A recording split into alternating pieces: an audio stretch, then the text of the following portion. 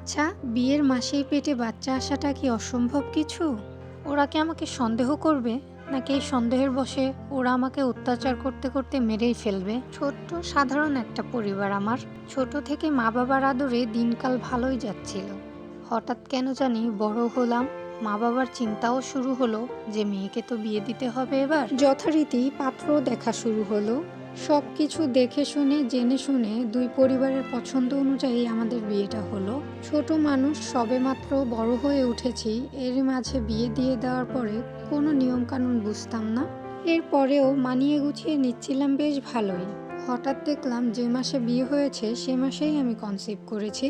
অনেক সময় অনেক কান্নাকাটির পরেও আল্লাহ তাআলা একটা বাবু মানুষকে দেয় না, কিন্তু আল্লাহ আমাকে খুশি হয়ে না চাইতেই দিয়ে দিয়েছে। ব্যাপারটা আমি যতটা সহজভাবে নিচ্ছিলাম, আমার নতুন পরিবার কেন জানি না এটা সহজভাবে নিচ্ছিল না। নতুন পরিবার, নতুন মানুষজন, সবার সঙ্গে ভালোই কাটতে কাটতে যখন আমার এই ব্যাপারটা সামনে এলো, এরপরেই জানি বাঁধল বিপত্তি। আস্তে আস্তে এই নতুন মানুষগুলো কেমন জানি আরো অচেনা হওয়া শুরু হলো তাদের ব্যবহার পাল্টানো। প্রথমে বুঝতে পারছিলাম না কেন এমন করছে, পরবর্তীতে বুঝতে পারলাম আল্লাহ যে আমাকে খুশি হয়ে একটা বাবু দিচ্ছে সেটাতেই তাদের বিপত্তি। ব্যবহার খারাপ হওয়া শুরু করলো, অত্যাচারের মাত্রাটাও বাড়িয়ে দিল তারা। কি হচ্ছিল ব্যাপারগুলো বুঝে উঠতে পারছিলাম না, কিন্তু কিছুদিন যাওয়ার পরে শুনতে পেলাম আমার যে বাবুটা আসছে সেটা নাকি তাদের বাবু নয়। শুনেই আকাশটা মাথায় ভেঙে পড়লো। কিন্তু এমন কেন ভাবছে তারা? আল্লাহ চাইলে তো যে কোনো সময় দিতে পারে।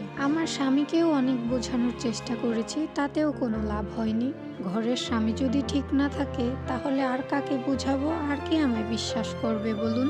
দিন যত যাচ্ছিল অত্যাচারের মাত্রাটাও আরো বেড়ে যাচ্ছিল।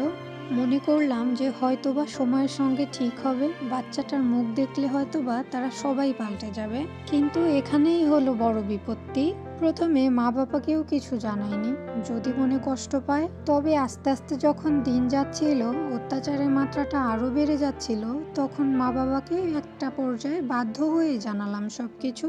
তারাও এই পরিবারকে বোঝানোর অনেক চেষ্টা করেছে, কিন্তু তাতেও কিছু হয়নি। গ্রামের সাধারণ ঘরের মেয়ে, মা বোঝানো শুরু করলো সংসার একটু একটু ঝামেলা হয়, এটা মেয়েদের মানিয়ে নিতে হয়। আচ্ছা ঠিক আছে, মেয়েদের যেহেতু একটু মানিয়ে নিতেই হয়, তাহলে করলাম না হয় কষ্ট একটু। কিন্তু আর পারছিলাম না। একটা পর্যায়ে রাগ হয়ে বাবার বাড়িতে চলে আসি। লোকে কি বলবে এটা ভেবে আমার শ্বশুর বাড়ির লোকজন আমাকে আবার ফেরত নিয়ে আসে। কারণ সামনে ঈদে যদি বউ বাড়িতে না থাকে লোকে কি বলবে। কেন জানি না মনটা যেতে ইচ্ছে করছিল না। মাকে বারে বারে বলছিলাম, মা ওরা যদি আমাকে এবার নিয়ে যায় হয়তোবা আমাকে মেরেই ফেলে। এতদিনে 9 মাস কেটেই গেল, আর কয়েকটা দিন থাকি, বাবু নিয়ে একবারে না হয় পরে যাব। কিন্তু মা আমার বুঝিয়ে বলল, এখন ওদের রাগ কমেছে, তুমি যাও, ঈদের পরে গিয়ে তোমার বাবা তোমাকে নিয়ে আসবে। যাওয়ার পরে শুরু হলো আবার অত্যাচার। আজকে ঈদের দিন সারাদিন কাজকর্ম শেষে ছোট্ট একটা বিষয় নিয়ে আমার শাশুড়ি আমাকে ধরে রাখলো, আর আমার স্বামী আমাকে মারলো। শুধু মারেনি, একেবারে জীবনটাই আমার কেড়ে নিয়েছে।